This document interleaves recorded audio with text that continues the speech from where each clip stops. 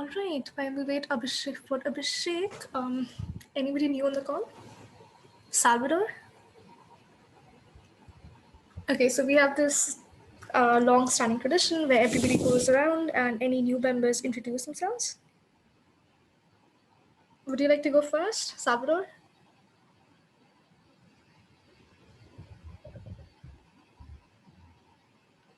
Also, please correct me if I'm pronouncing that wrong.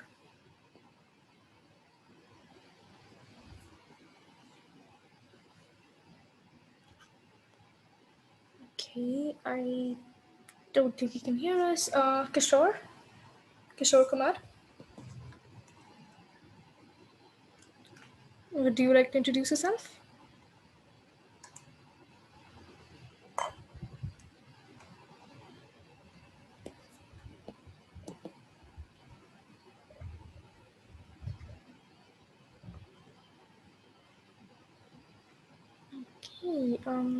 Okay, well, that's a no-show as well. We'll circle back, I guess. Yeah. Just in case you're wondering, Shriti, yes, we can hear you. I don't know. Kishore and Salvador, hey guys, welcome to the call. It's good of you guys to come. The unmute button is in your lower left-hand corner. Anyway, nice to have you guys here. Kishore, it's been good to see you contributing any number of PRs already. So we forgive you your association with Abhishek, but we welcome you anyway. Clearly that's a joke because Abhishek is doing good things here. Nice. Anyway, good to have you. Yep, he is. He also has a pretty good tutorial lined up for us today. Hopefully he'll join us soon. If not, I'll go annoy him again. Well, let's start. We're 4 minutes in. We'll come back to Abhishek if he's further late. Okay, so first topic in the agenda, we have a Hacktoberfest meetups this month because it is Hacktoberfest. For October, for anybody who doesn't know, Hacktoberfest is a month-long celebration of open source where you basically make 4 PRs and win this cool t-shirt or have a tree planted in your name and get to learn a lot, hopefully. So for Hacktoberfest tutorial meetups, we are doing tutorials. The next one is tomorrow by one of our very own meshmates, Nupur Thakur, on Golang. If anybody is interested in Golang or just wants to get started, it's a basic workshop. Please do attend. It's tomorrow, 8 a.m. Central Time. You'll find the meeting link on Slack, on the LFI website, in a lot of places. If you can't find it, just PM here, ping on Slack. We'll get you the link. We'll get you started. And that's it. Please do attend. Nupur, do you want to add something to that? Yeah, just if you attend and you don't like it, just don't make anything. Like if you're angry, you can show it while the workshop. So yeah, that would be something I really appreciate. Or for any scope of improvement. So yeah. I don't think we'll have the opportunity to actually show any anger. You're going to do a pretty good job. Yeah. All right. I don't think Abhishek is with us yet. All right. Moving on. Anirudh, would you want to take this up first?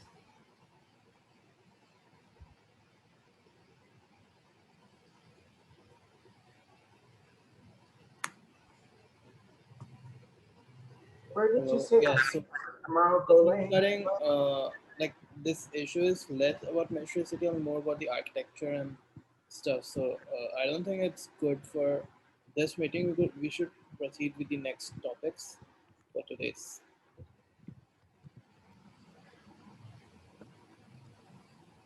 Okay. All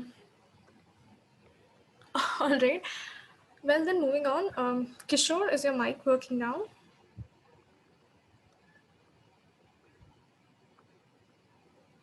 All right, just signal if it is. Stephen, the link to the Golang meeting, I'll add one here as well. There's one available on the LFI website as well. I'll add the link to it here. There's a meetings table here. You'll find all the links if you want to. All right. Is Clement with us yet?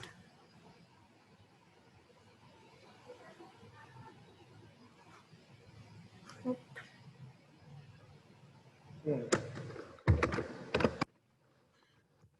It is Does a anybody crash. else have? Yeah. It is a crash and burn with each of the names. I think Clement, I tossed that in there a little bit late for him. I think it's probably, I'm assuming it's early. That's why he's not on.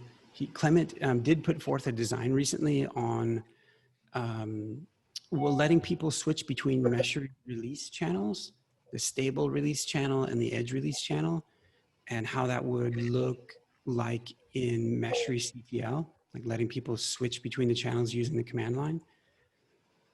So actually, since I'm talking about it for a moment, maybe let me talk on that for a minute and kind of explain release channels and the like. As I do, let me message to Salvador. He had a question about transcribing.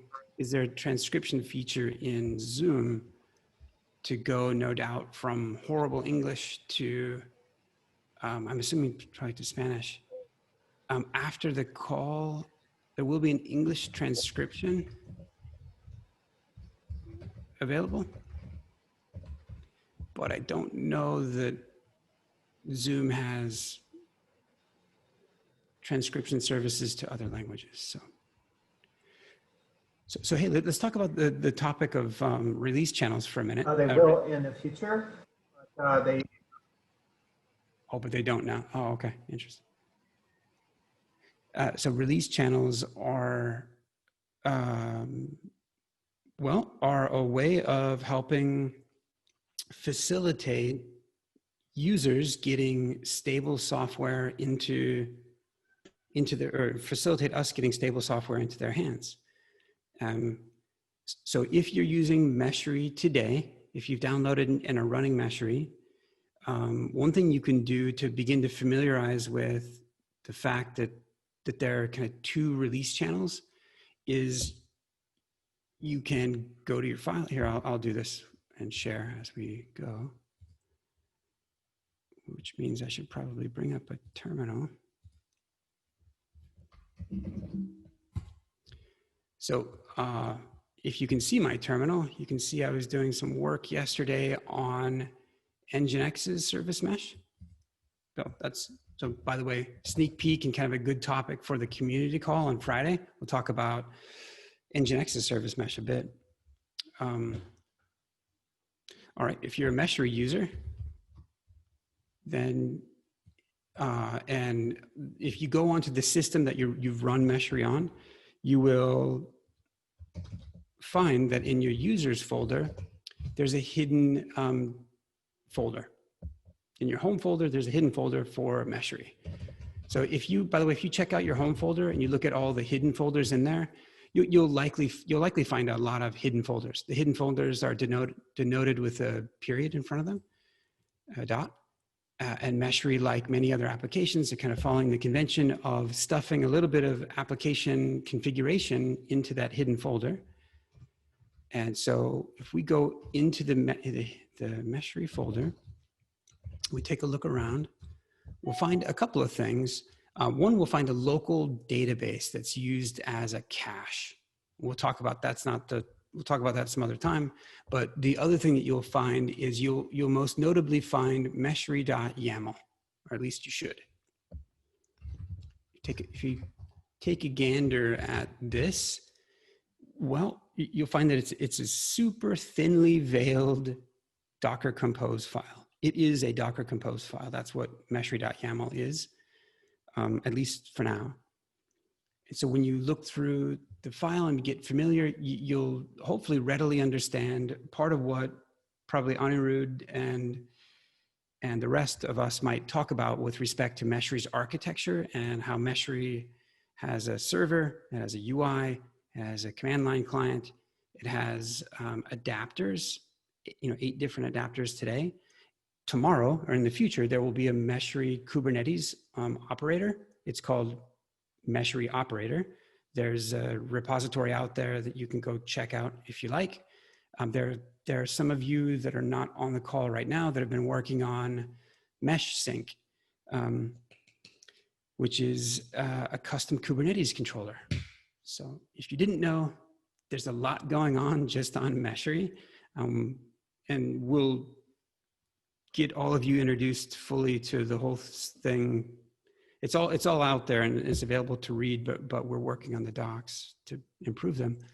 For this part, for Meshery, for any piece of software, when people want to download it and use it, there's always some friction between trying to make sure that they're running something that's stable and doesn't have, is of high quality, but also trying to get them the latest features, sooner than later.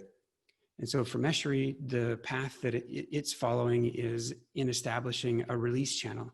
By the way, it's not like what I'm saying here is undocumented. There's long design specs called the Meshery build and release strategy that outline what these 2 channels are and how they're used and the mechanics by which they've been created. I'm going to show part of their mechanics right now. There's also, I think, a docs page on this. Right now, though, these 2 release channels, every time that someone merges a pull request into the Meshery master branch, a new edge release is performed, meaning the artifacts of the temporary build that's done are those artifacts that build Meshery server, Meshery adapters and things, Meshery CTL, those are persisted to Docker Hub. Anything that's created in a container, it's persisted to Docker Hub for this project. And if it's, each and every time that a PR is merged, a new edge release is formed. The way that you can tell if something is an edge release or a stable release is by the tags here. So for Meshery server, there's a public facing repository. It's under this org, it's under this container repository name. And each of the images that get pushed up, if it's a stable release, and a stable release means that it's one of those, you know what, let me share my whole screen. We're talking about a lot of things. Yeah, okay, so if it's a, what was I gonna say? If it's a stable release, you will find that it will carry a particular version number. When a release, so Meshery releases are synonymous with GitHub releases. We use releases on GitHub to control the releases, the stable releases of Meshery. So when one of these is created and published, and one was done here about 3 days ago, the artifacts of the build that are done, and we do Meshery builds inside of GitHub Actions. They'll be pushed to Docker Hub. You can find the same repository that I was just talking about. Quickly, you can find it by kind of clicking on that Docker pulls. So here's the public facing repo. If you go look at the tags for this image, you'll find that there are some that have that say stable. There's one, the only one and only ever one that says stable latest. There are others that say edge and they'll have a commit hash or part of a commit hash. Others will have like stable and a commit hash or stable and the version number. And so it's these, and here's an earlier version. It's these numbers and these 2 release channels, a stable release channel and an edge, that control how quickly new features get into the hands of users. every time that a user downloads and runs Meshery, by default, it assigns them to the stable channel. And it doesn't say, hey, you've downloaded this version of Meshery and you will be on version 0411 forever. What it says is, no, and you can see it, you can double check this in your own environment. It actually says, well, you're subscribed to the stable channel. And as such, you will deploy, when you deploy Meshery, you will deploy the image, the container image that's associated with stable latest with that tag. And the notion that you're subscribed is facilitated by another container that's running in your environment. That other container is described, I think it's the last container here. It's called Watchtower. It's a small utility that it runs as a container as part of your Meshery deployment. Watchtower, the function that it provides is it just ever so frequently reaches out to Docker Hub and checks to see if there's any newer versions, newer container images than what's deployed currently. And it does that for each of the containers that are running. It does it for each of the containers that are running that has a label associated saying that Watchtower is enabled, meaning Watchtower will, as it's running, it'll look and see which of these container images should I be paying attention to? Which ones should I go out and check for a later version of?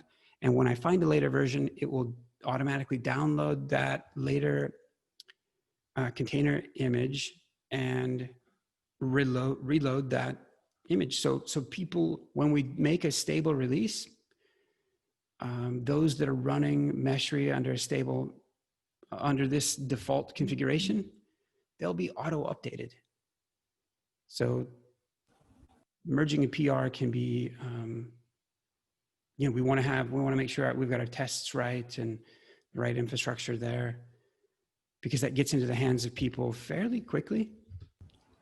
Lee, I have a doubt regarding Watchtower. So, as per I know about Watchtower and as per you explain, it checks out it checks for the latest image on Docker Hub,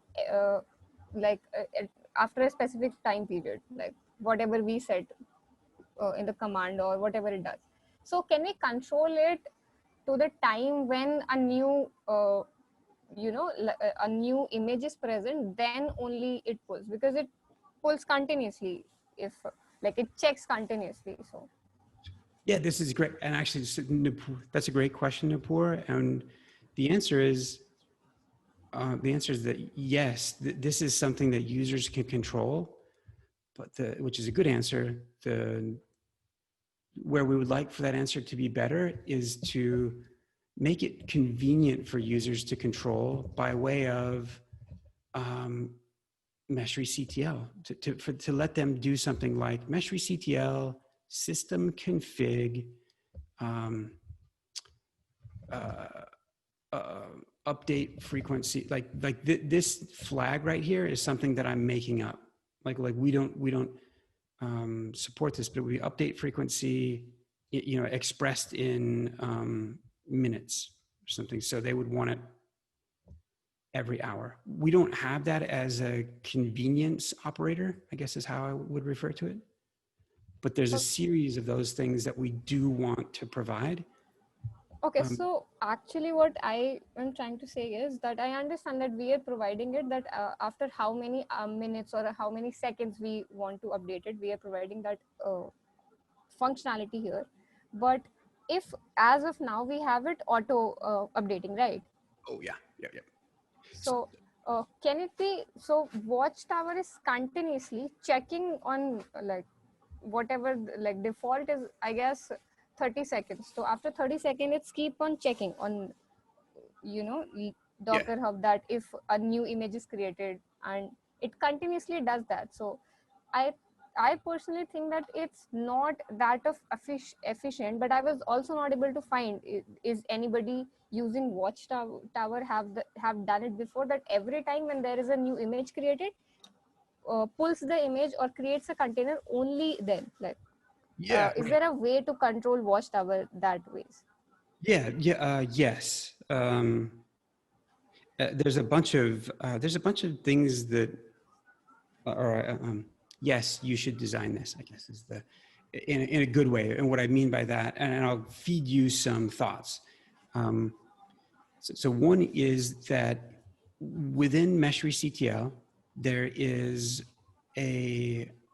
a couple of global flags, which means that for any command that you execute, you could assign this global flag to it. This global flag here is saying that that when you go to start, stop, restart Meshery, it's going to be doing that by locally. It's going to be doing that by interacting with a Docker Compose file, and starting and stopping it and restarting Meshery based on the definition, the things that are described within that Compose file that we just looked at. So today, as a user, you can say, well, yeah, I'd like to run Meshery here, but I actually don't want to run stable latest. I went ahead and in my environment, I made a new file called Meshery Edge, and I just named it that. Actually, my local environment. And in there, I don't remember what I done. I switched it from stable latest to edge latest. Like I want to be on the bleeding thing, or no, hey, I want to pin to stable v0 4.11. And that would be a way. And then at that point, like if I pin to a version, well then like, hey, I can just disable Watchtower. I can just either remove the labels or remove Watchtower, or both. And so when I go to start Meshery, I'll just say, hey, here's the config that I want you to use. Well, first of all, I could just go change meshery.yaml itself, the default config. I can just go mess with that and change it. Or I can have a set of different configs because maybe I want to run them in different ways. Now, if I go mess with the default, and so that's what I mean by, it's a good answer. There are controls here. We haven't gotten to all of the convenience-ness of it just yet. That as an example here, let's say that I go in and mess around with my default YAML, and I go over and be like, hey, I want to switch to Edge, so I'm gonna come in here and then forget how to spell Edge. All right, and well, first of all, like yeah, if I go to start Meshery, I suspect it won't be able, it'll say, well, maybe you should go back to school and learn a few things. Okay, I don't know what's going on. Why is Meshery not starting? Meshery sucks because I know how to spell.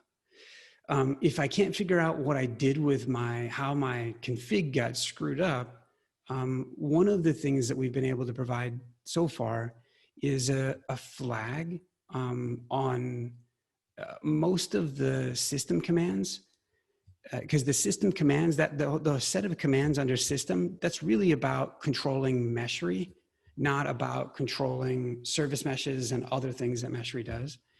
If we look at the system command, it's like start Meshery, stop Meshery, tell me the status of Meshery, get the Meshery logs. But one of those commands is to reset Meshery's configuration, reset that file that I just screwed up. So if I go over here, Meshery system reset, I can either do that, or I could do a Meshery system start -- reset. They kind of both, I think, have the same. So let's try this one. What should happen, reset Meshery's configuration file to default settings, is that, and maybe this is a bug for this flag, is that Meshery CTL will reach out to GitHub, grab the publicly available Docker Compose, the publicly available Meshery.yaml, the publicly available Docker Compose that is spelled correctly, pull it down, overwrite the local file, and then go from there. This is, can someone take a note inside of the meeting minutes? Because this is probably like, that wasn't the behavior I was expecting. Maybe we've got a bug. Let's try the other command, reset. So first it says Meshery resetting. The Meshery config file, meshri.yaml, has been reset to, all right. Let's go see if it has been.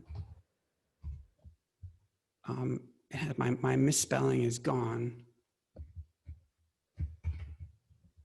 And so, yeah, I mean, if I were to go start again.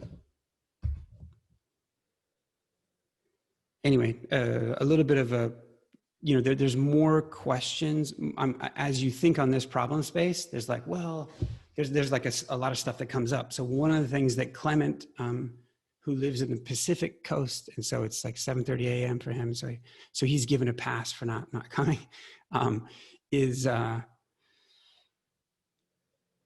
like, okay, well, you know, I'm not the only one that doesn't know how to spell, or at least I hope not, because that's embarrassing. But, and so wouldn't it be nice if you guys just gave me a command to switch back and forth between edge and stable?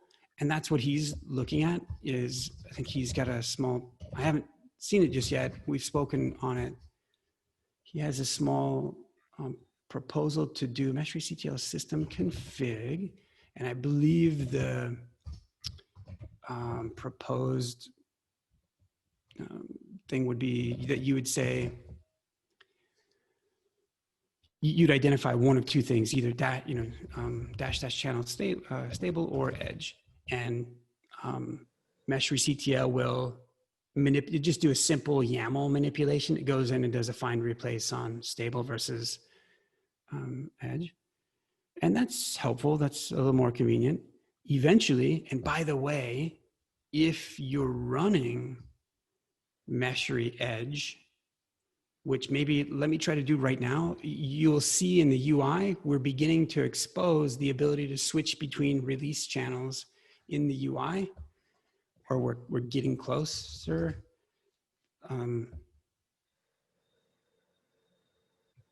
So if I go switch real quick, if I come in here, spell things correctly. And by the way, so it's okay if Meshery server is running on, right now it's okay if Meshery server is running on edge and the adapters are running on stable. So it's pulling down edge.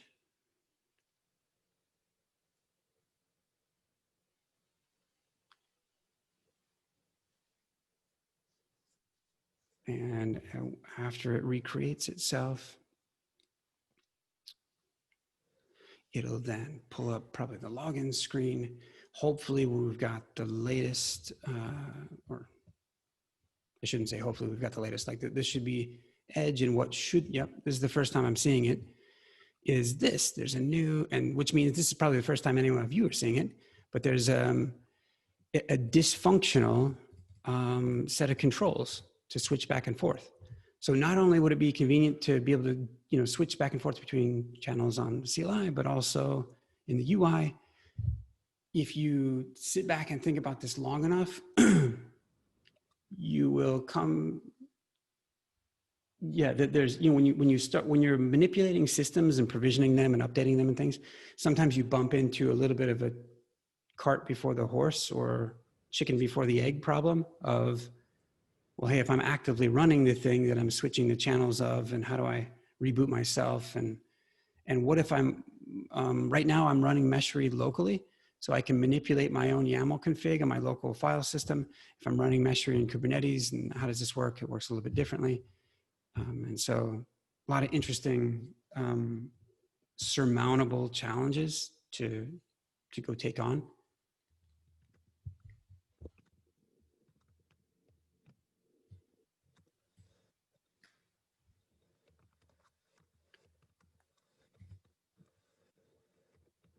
The pause and intentional, the silence is intentional in case there's questions. And Nupur, this is actually a very timely and kind of a great, I'm looking forward to Nupur's tutorial on Thursday. There's a lot to talk about within Meshery CTL, and hopefully some of the things that, you know, will be built out over time. If you're new to Golang and you're looking to sharpen your skills, Meshery CTL is it's a command line client, so it's a smaller domain space to, it's where we recommend folks to spend their time. Okay, so that's that. Right, I think Anirudh. Stephen has a question. Please, in the chat. Oh. And then, yep, and then, so hey, are you running? And so for my, right, yep, so good question around like, hey, where can you run Meshery and all that. So on my particular system, I'm sitting in front of an iMac. And so I'm running this on Docker desktop is what I'm using to run Meshery locally for me.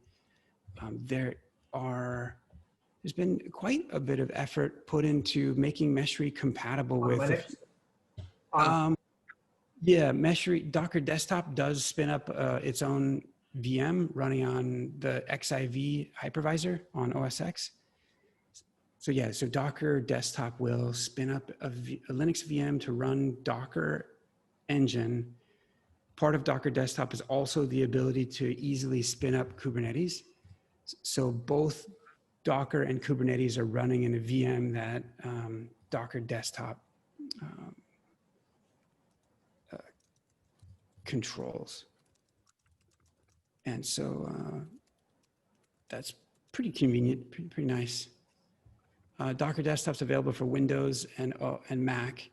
It's not available for Linux,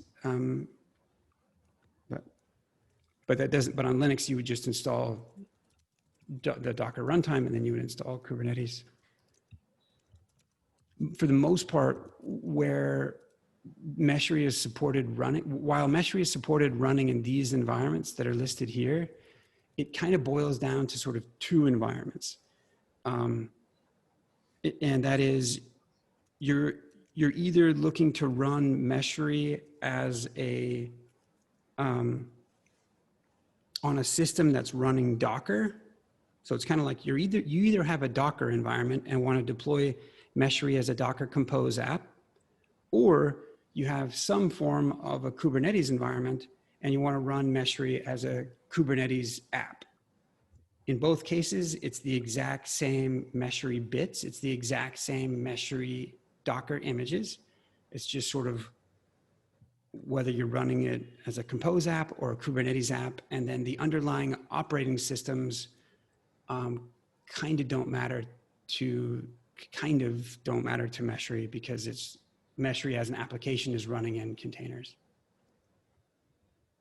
The reason that I say kind of don't matter is because, well, if like a convenient way, like there's a universal way of installing Meshery, and that is to, at least from a Docker perspective, that you can run a bash script. And Nupur is familiar with this because she's had a helping hand in creating this. Or if you use Brew on Mac or Brew on Linux, you can use Brew to install it. Or if you use Scoop on Windows, you could use Scoop instead of the bash script. In Kubernetes, so that's why it kind of boils down to like you've either got a Kubernetes environment or you've got a Docker environment. You can deploy Meshery into one of the two of those. Meshery, when it deploys service meshes, it'll deploy service meshes into Kubernetes. So it requires Kubernetes in that way. And that's in large part because like the service meshes themselves, half of them will only run in Kubernetes and the other half will run in Kubernetes and VMs. And so for now, Meshery supports provisioning service meshes into Kubernetes environments. What was I going to? Oh, but Meshery itself, it'll run even if Kubernetes is absent. And so actually on my machine that I was showing you guys, I'm running Docker desktop on OS X, and I don't have Kubernetes enabled here. So I'm actually just running Docker, that's it. And And yet I was able to bring up and log into Meshery. And as a matter of fact, it's more than, I don't know where, more than just logging into Meshery. I can go ahead and, I think if I click this, it would fail. Yeah, because I'm not running Kubernetes. But that, while that will prevent me from doing much with service meshes, it won't prevent me from using Meshery as a performance management tool, or at least for, you know, for, if I wanted to do a performance test against an endpoint, any other endpoint, doesn't have to be running on a mesh. It'll do that, and it'll do its statistical analysis. It'll save those results. You can recall your results, you know, kind of all that stuff. There's about half of Meshery's functionality you can do without Kubernetes, and the other half you need it. Nice. Look at that. You guys get me talking about Meshery. I can talk for an hour. I could do this all day. All right. If that's over. Yeah, thank God. Yeah. All right. Moving on. Abhishek, do you want to go on with your topic? Sure. Go ahead. Okay. Which one of them was my confirmation? Abhishek, you're not audible. Oh, am I audible now? Yep. Okay. So there were two items on my plate, and one of them was SMA conformance system. So the conformance testing is currently under a bug, as in it's not been resolved yet. Basically, it's kind of crashing the adapters right now, and the bug has already been raised, and I've assigned it to someone, and it's been under development. That's what I would say. Uh, and also there were recent changes that went on with Istio and Linkerd adapter, which I would show it 1 second.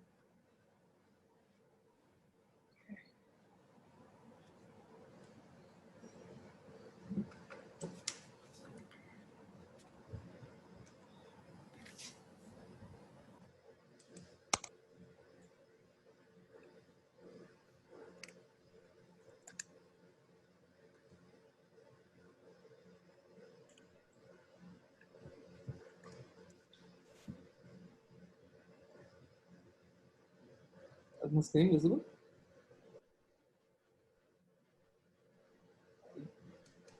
Yes. Nope.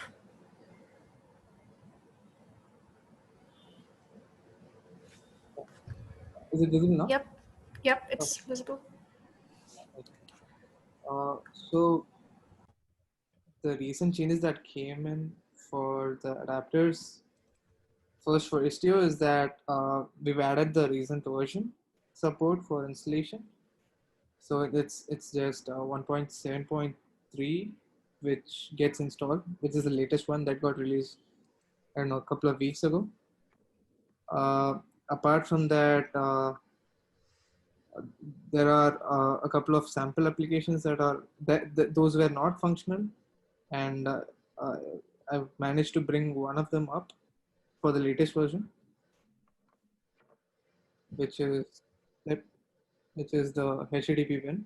So before that, we'll have to wait for the installation to go through. Meanwhile, I can show you the Linkerd adapter first.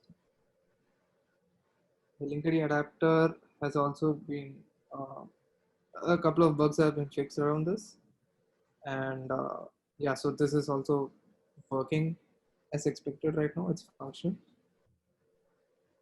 and this also has a couple of sample applications that are functional right now. So yeah, I guess that's pretty much what changes that went through with Istio and Linkerd, just a maintenance with updates.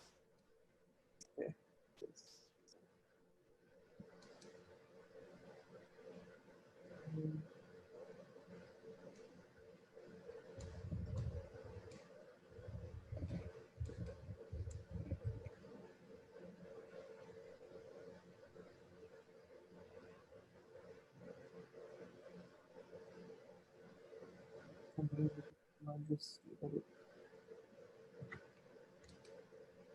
Oh yes. I had made some local changes that's what I crashed it. Anyways, so the release that was made has these latest changes, which works as expected, and we should get the success message anytime soon now for the linked wrapper as well.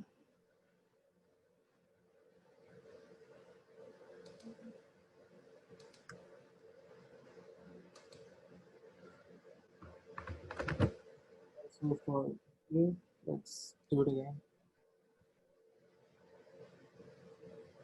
Yeah, the linked is yeah, it gets a success message. Like, let's set it here.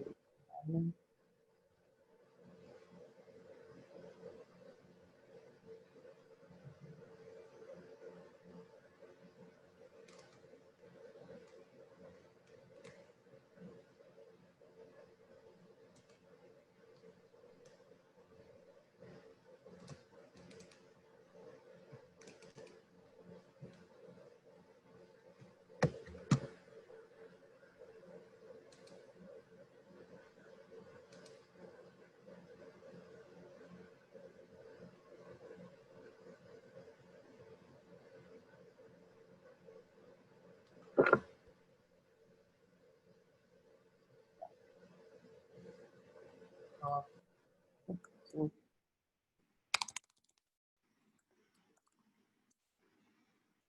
so as we can see, oops.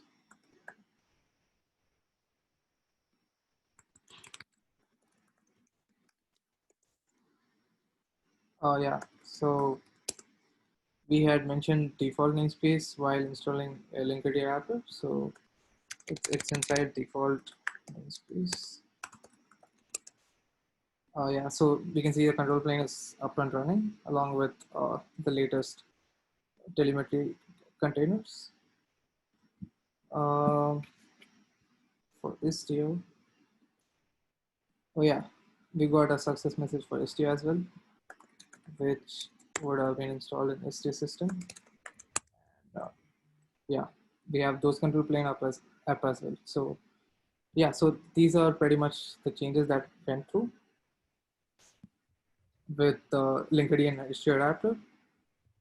And yeah, apart from that, as I said, the the SMI tool is facing some bugs right now, and yeah, should be fixed by next time when we meet. On the Linkerd adapter, do all of the sample apps function? Yeah, I'll just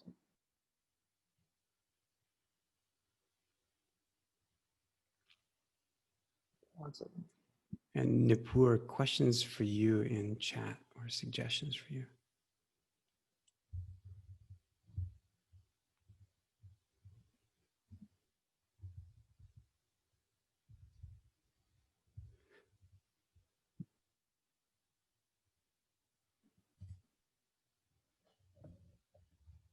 I'll have to look into the sample applications a bit yet because apparently it looks like it's failing with some random issue. So yeah, so we'll look into the sample application after this.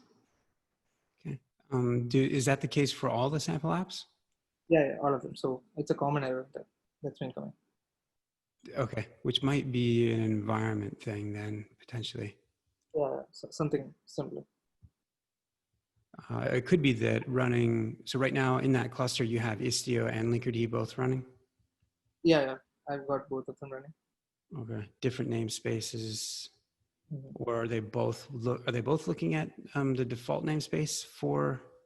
No. So Istio is looking at Istio system and Linkerd is But at default.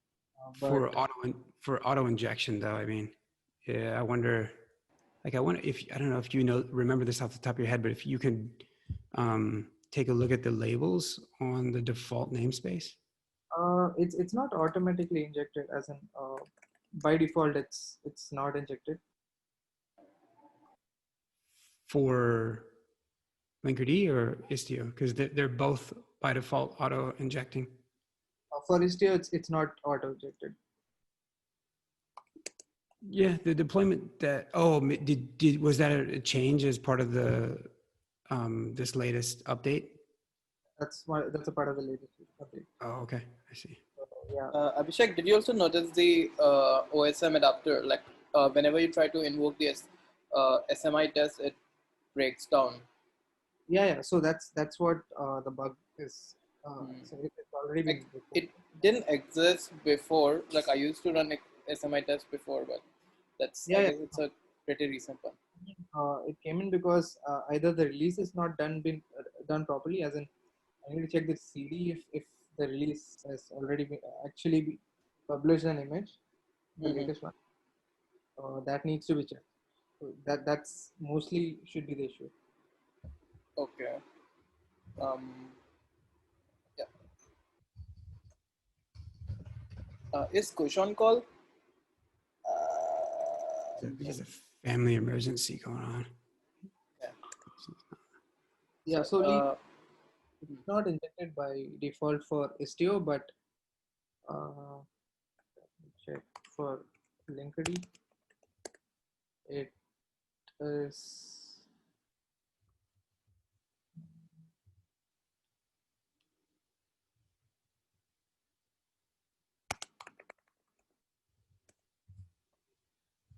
It's not. None of them are injecting by default.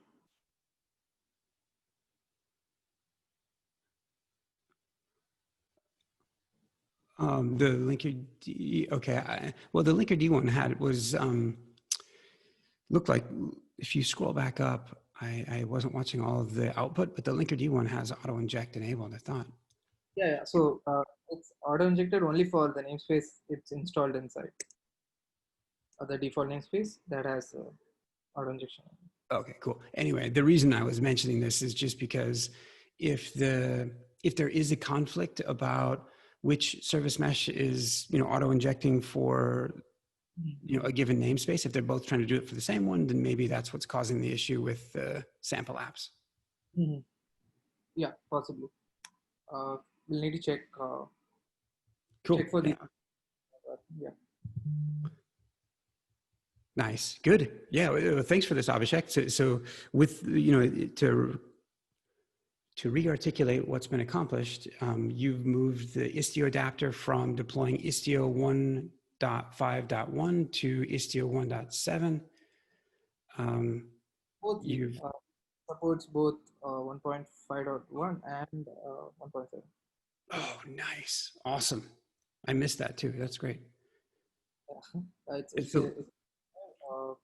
basically got this option where we have 5.1 and 1.7. Cool. We get the Istio operator sneaking in there too. So nice. It's basically to install operator inside to get Istio installed. Nice. All right. Yeah, that's pretty much what I had to show today. All right. Thanks, Abhishek. Nupur, pointing at you now. You want to talk about the issue that you put up? Yeah. So I'll first demonstrate what's the issue is, and somehow maybe because how. Okay, if you're sharing the screen, okay. So this is the issue that every time I run Meshery CTL version, after starting, like if Meshery CTL server like system start is not done, it will show up an error that connection refused, and it will pop up this error occurred invalid character. I know why this error is occurring, but I'm not sure if I'm right. So that is what I would like to discuss here. Can I share the screen, Srishti, if that's Sure, go okay? ahead. Sorry for printing the name wrong. So, yeah. Okay.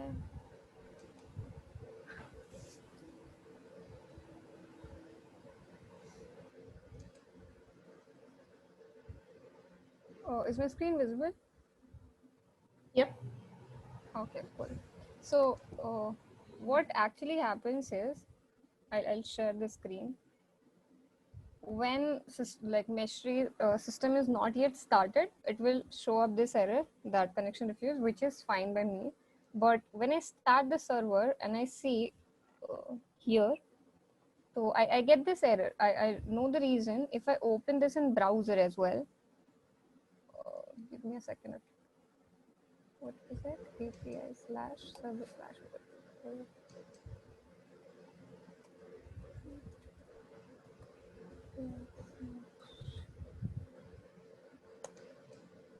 Why is it redirecting me You to can do a provide curl it? command instead.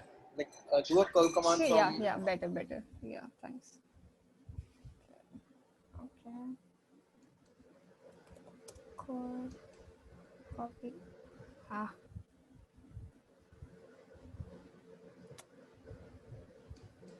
Oh, great. My bad. I am just doing it. Give me a second.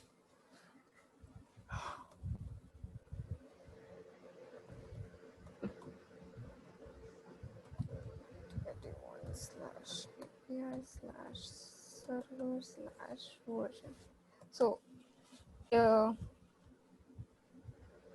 why is it redirecting me to provider? Uh, You Nupur, must not have configured your provider yet. So you need to configure the provider first. Yes. That Okay. should be. you can select none if you don't want to authenticate the provider. Okay.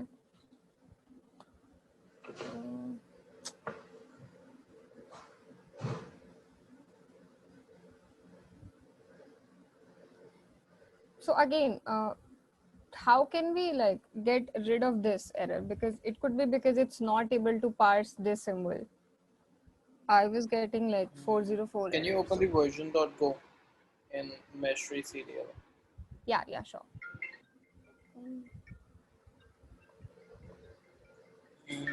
Okay. So it must be somewhere here that it's not able to parse. Oh, There's sorry, a new error actually.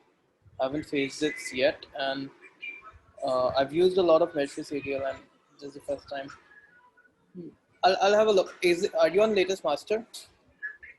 okay, let me check once.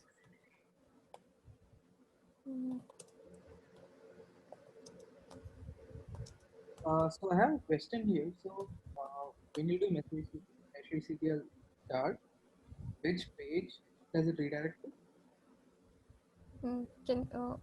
I'm not able to hear you properly, so can you?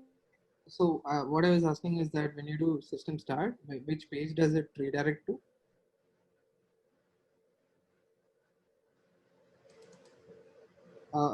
Which URL does it open in the browser?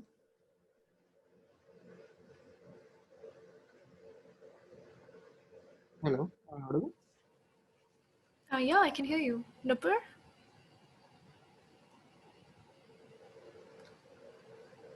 He's frozen. Yeah, I think her screen is frozen. Or is that- Ben? Wait, okay, so you guys can see what's happening right here. Like, see where she does the curl, and it responds back with a hyperlink to please choose a provider or something like that. The first part of that hyperlink, that's the opening A tag that we're seeing back, where it's trying to unmarshal the JSON, and it's not JSON, it's HTML. So what's happening is she's trying to do Meshery CTL version without Meshery server actually running just yet, or maybe that's the wrong way of saying it. Is it like Meshery server, that The slash server is API? running actually. Yeah. So that's what I just said. That's probably the wrong way of saying it. The API server slash version needs to be exposed unauthenticated. Is one way of coming around this issue.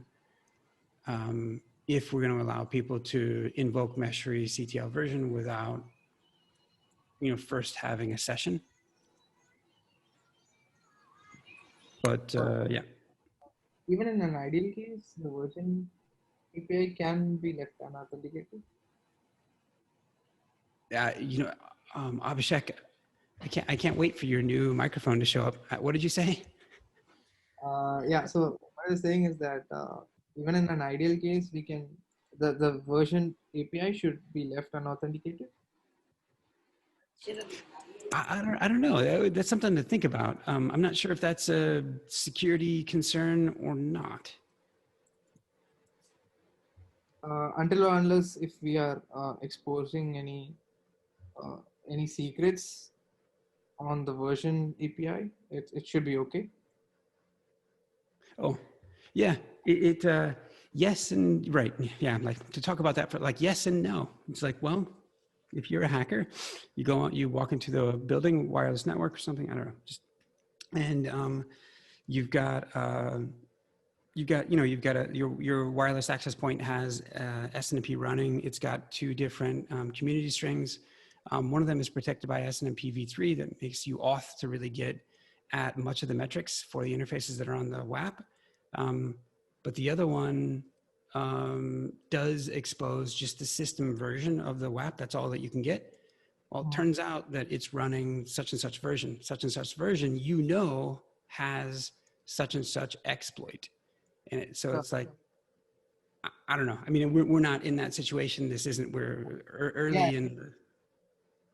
Where you're getting it, yeah, I know. Okay. And also, if everything you were running was under 802.1x, you just encrypted traffic anyway. And layer 3 and layer 2 courses going to the AP. So the user in that, maybe I mean, in that case, like the user would have auth to the access point already, but you wouldn't necessarily want an unprivileged user, a guest user to get access to your version potentially. But anyway, maybe bad example, or that's a sort of errant conversation on the example. The point being is like, it's a good question as to whether or not we want to, make authorized users have, or authenticated users, I guess, have that access. Anyway, Nupur, to answer your question, I think the short answer is, if you haven't chosen a provider, any of the supported providers. Yeah. Like I get that what you were talking, that if I have not selected a provider, but the point is that I have initially selected the provider, I have logged in. Even if there is an authentication issue, I am logged in. Now if I share my screen, I am logged in. Still the page is showing 404. So that's something which I am really concerned about. If you see, I am logged in here from my account, and the API is still it's showing 404 page not found. That is my major issue. So Yeah, is that the right 9081, right? 9081 API server version. Can you refresh for a moment? I redirected from here. Okay, I'll do it again. So let's click from here and it will open this. The point is correct. There's no issue. And even like if I think if it's if something is wrong with the endpoint, I tried running it locally on my machine. If I do make run local and then check it, it shows me the exact like version and git SHA. So it's working then. It doesn't show me 404 page not found when I try running it locally. So I also had a talk with Kush. He told me that it could be an issue of build. We forgot to attach the ENV. So I am not really sure why this specific issue is coming up. So No. If there is any cookies that exist, sorry. can you check if there is any cookies that is there?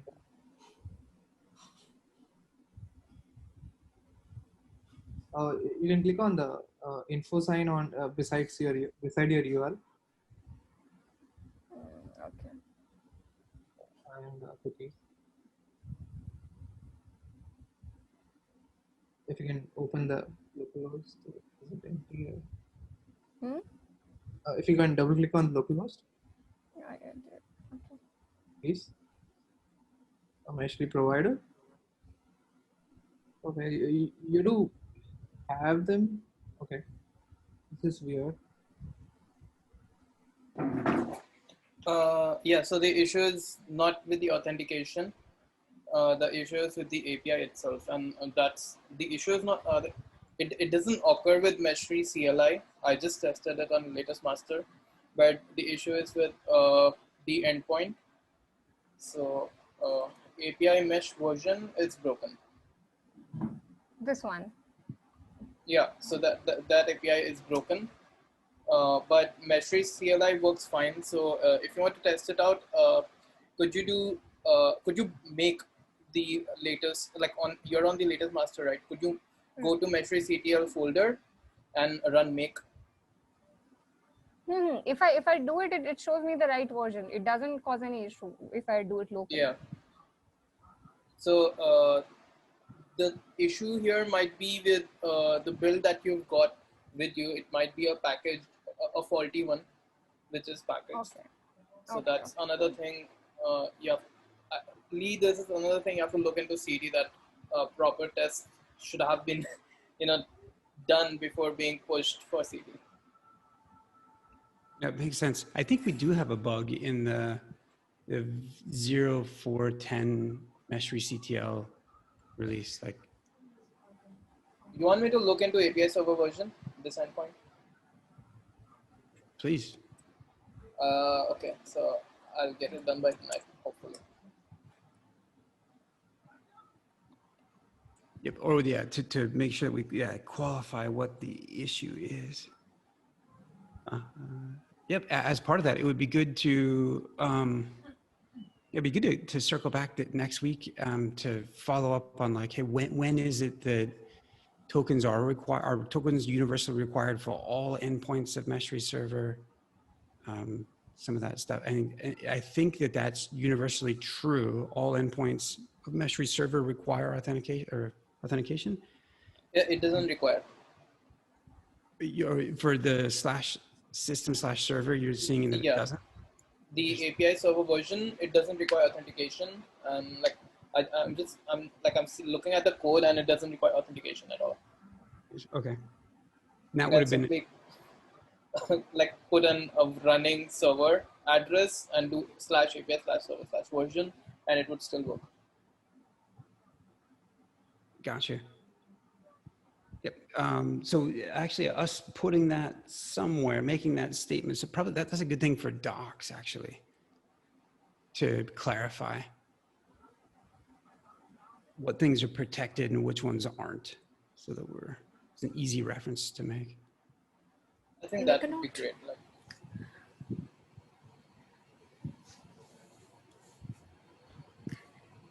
All right, rounding up, if that's all for this topic, Nupur. Yeah, that's all for this topic. All right, we'll continue on this or have a small discussion on this next week, I think. Yeah, sure. Great. Thanks for coming in, everybody. That's it for today. See you next week. Yeah, sure. Bye-bye. can you wait for around 5 minutes, Lee? I can. I'm supposed to be in another meeting, but yep, I can do 5 minutes. Okay. So the thing is with the architecture, so the main focus is Meshery more focused on adapters, or is it more focused on adapter having their own identity? So is it adapter or is it service mesh? Like the current architecture focuses Meshery on having adapters, and then adapters have their own instance of service meshes, right? It's mostly okay. Keep going. So Just gonna interject for one quick second. Anybody else can leave if they want to. You don't have to stick around. Thank you for coming in, baby. Thank you, Shruti. Bye, everyone. Thank you, guys. Bye. The way to recharacterize, and thank you, Shruti. The way to recharacterize that Anirudh is what you said about Meshery server is accurate. On Meshery adapters, their purpose is to, by and large, hold service mesh specific knowledge, or service mesh, anything that's specific to a given mesh, that logic would be in each individual specific adapter. And so they hold knowledge of like how to provision a specific mesh, or how to configure it, or how to deploy an app onto that mesh. but they are stateless in nature. When you deploy a service mesh, they facilitate and tell Kubernetes to run a mesh. They themselves, and then after that command is executed successfully, they sit there idle and don't do anything. So the thing is, like, if I say that an adapter is a plugin for Meshery, would that statement be wrong? No, that'd be right. So the thing I was thinking, so the main thing I was thinking, like current Meshery UI, you see all those adapters. Why not remove them completely? So don't overwhelm people with so many service meshes. Just give them a plus icon. So if you click on plus, you get to choose a name for a service mesh. You get to choose a type for the service mesh. And like if the adapter is running fine, if it's not running, give the user an invocation that this adapter's like you don't have this plugin running or this adapter running. So either use it or like either boot it up or use the current adapters that you have running. So giving an identity to service mesh. So the thing is, if like currently the issue I'm facing with Meshery CLI commands is, what should I focus on? Like, should I focus on having adapters do this stuff because the actual area of operation is the service mesh and not the adapter. Adapter holds the raw configuration and the like how-tos. So basically, the how-to guide, right? But the main thing that has to happen is on the service mesh. So yeah, depending that's upon the whole thing. But yeah, no, the Meshery CLI, Meshery CTL, yep, it should only ever speak to Meshery server. Meshery server will then decide that, hey, that this client is looking to perform, is hitting this REST endpoint or is looking to perform this, invoke this action. That action might be taken care of by Meshery server, or Meshery server might push that action off to one of its plugins, one of its adapters for execution. The adapter will do its thing, et cetera, respond back to Meshery server. Meshery server will say, okay, that's good. And then this is if there is a response back to the client, which could be Meshery CTL or a different client, could be the UI. Meshery server will. Like the entire issue here is like I'm Meshery server, so I get a request to like let's say install OSM, right? So if I have install, like I get an instruction like create a new service mesh for OSM. I'll go ping the OSM adapter. I'll say that we need a service mesh, we need an instance for OSM. That adapter would create an instance on my cluster, and so I have service mesh A. Right. The thing is, next, if I want to configure the service mesh A, I would have to go to the same procedure. So what if I have two instances? So like I have service mesh A, I have service mesh B, both running on the same cluster, and if I say to the adapter like configured adapter like configures OSM to route 50% of traffic. So OSM would get confused like whether it has to send to service mesh A or service mesh B.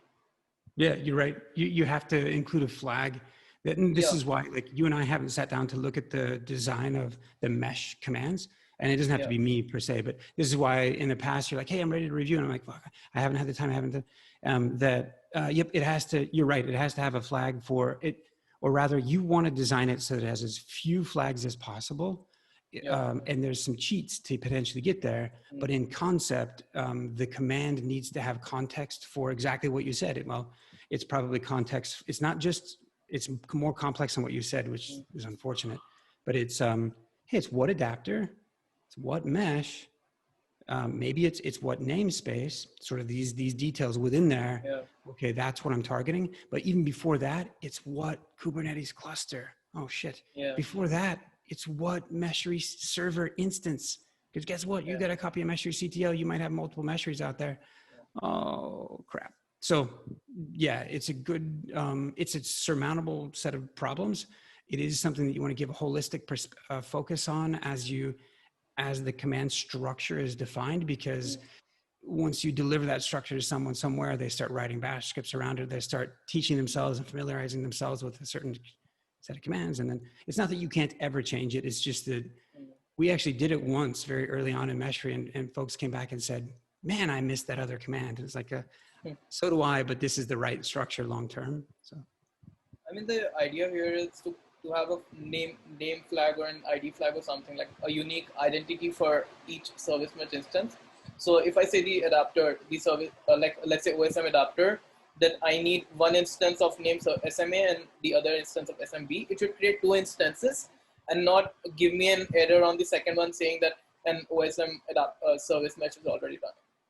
Yep, that's a good way. When I was alluding to sort of cheating the system before, that's a good way of kind of cheating the system. That if there's a map, or if there's a list, a set of keys that says, hey, look, instead of the user specifying a flag for what Meshery server instance, what Kubernetes cluster, what adapter, what service mesh, what namespace, that if they just said, if all they did was provide the service mesh instance unique identifier or name, if that info is kept elsewhere, and thank you, Abhishek, I gotta go as well.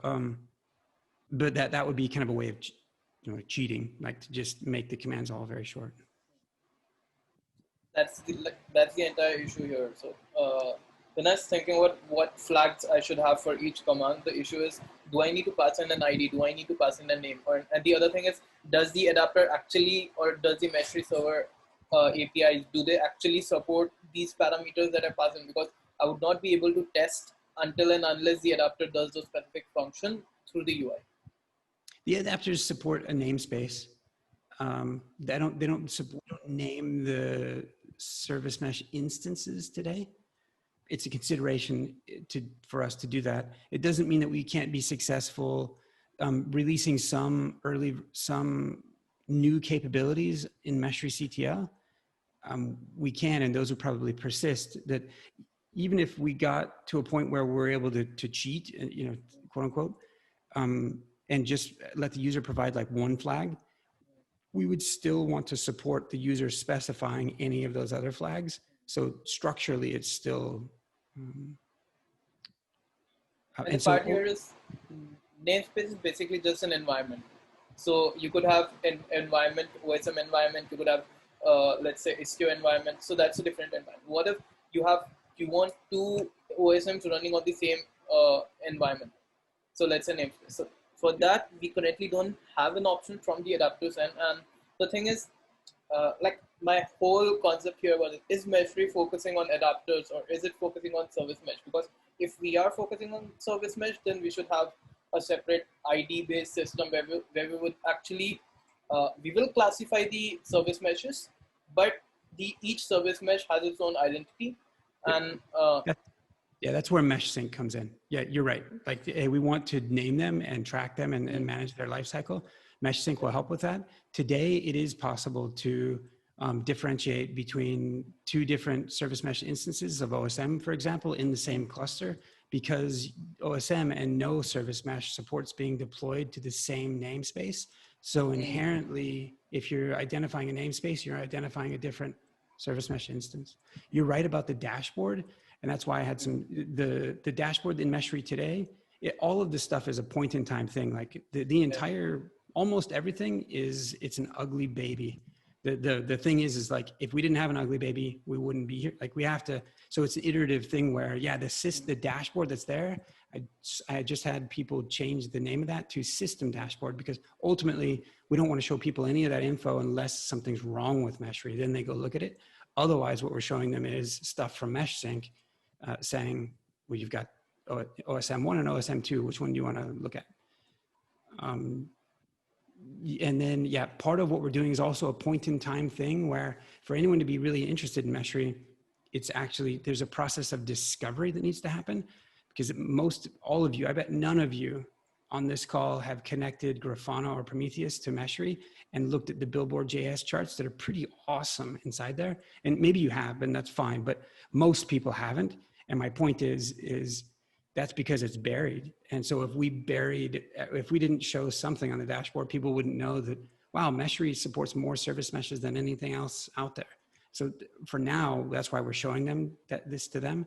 When Mesh Sync gets going, we'll show them better stuff. Right now with the Mesh Sync, the poor man's version of Mesh Sync that we have, which there's an endpoint for information about a bunch of information about Istio. Anytime Istio is deployed, that info is there available in an endpoint that different UIs can be built off of. We should be trickling some of that stuff up. We should be auto connecting to Prometheus and Grafana because we already know that they're there and there are already endpoints for doing that. And yeah, Anirudh, yeah, please like go create some new, like propose a different dashboard or like different widgets or what have you. Yeah, that's so much needed. And irrespective. And like the another issue here is the naming convention. So Okay, as I also said, yeah, I gotta go. I'll stop you on that. Like, yeah, I already agreed. Yeah. It would take an hour at least, like if I start. It's fine. Like the naming convention, that's not I mean, there's categories for operations already, and yeah, there should be conventions. But even at that, that's not going to solve your problem because your problem is you're sitting in a stateless environment with Meshery CTL, and you don't know what the capabilities are. That's where gRPC or something like that would come in. So, okay, thanks, Shriti. Yeah, thanks, Anirudh. Anirudh, go execute on those that dashboard stuff you're talking about, and then Meshery. Yeah, first I'll see the server version. Like, why isn't it working? Next is the CLI. Awesome. Okay, thanks, guys. Yeah, thank you, Anirudh. Bye. Yeah. Hey, bye, Lee.